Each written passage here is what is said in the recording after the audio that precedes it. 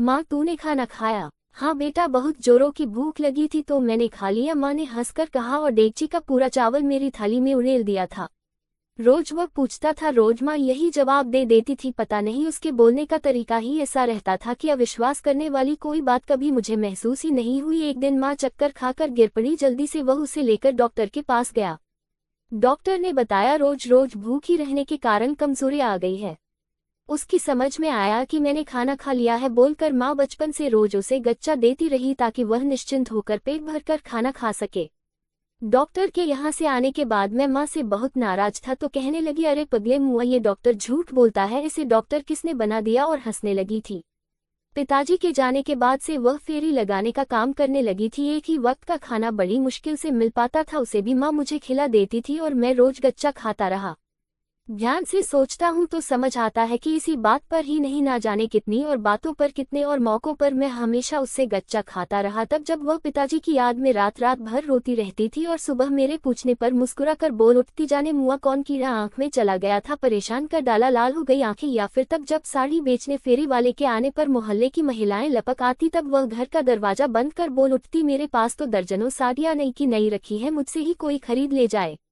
या फिर तब जब मुझे पढ़ने के लिए बाहर भेजते समय मुझे दुखी देख मुंह बनाकर बोल पड़ती, अरे जा घर के बाहर निकल, कब तक मेरी खोपड़ी खाता रहेगा, परेशान हो गई मैं तो तुझे संभालते संभालते। या फिर तब जब राधा काकी के गोरे चिट्टे सुंदर बेटे के आते ही मुझे अपनी काली रंगत और बदशक्ली पर मुंह छुपाते देखती तो जोरों से कह उठती, मेरा चांद सा बेटा राजकुमार है पूरा, मेरा लल्ला, तेरी नजर उतार दूं। तब मैं सच में अपने आप को कहीं का बांका राजकुमार ही समझने लगता था।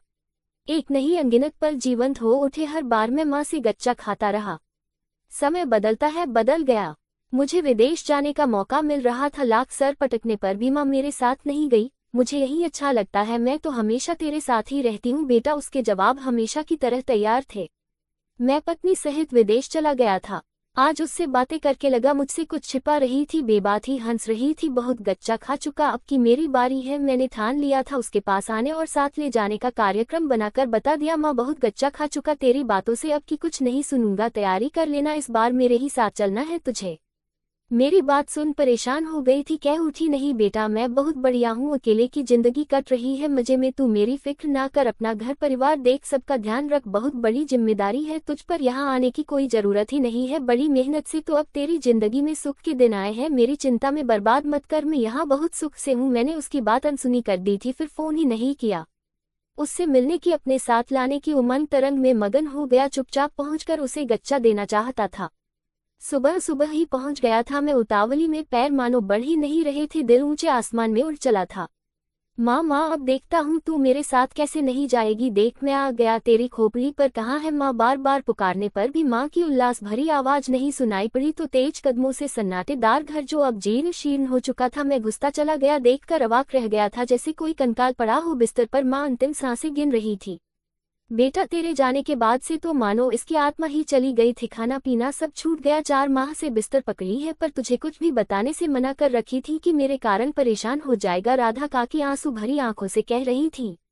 माँ एक बार फिर से मैं तुझसे गच्चा खा गया। मैं उसकी चारपाई के पैताने घुटने के बल बैठ सिसक उठा और वह फिर से पगले बोलकर मुस्कुरा उठी थी। दोस्तों आपको ये कहानी अच्छी लगी हो तो प्रतिदिन कहानी पढ़ने के लिए चैनल को लाइक शेयर और सब्सक्राइब जरूर करें और कमेंट में अपना राय जरूर बताएं। धन्यवाद।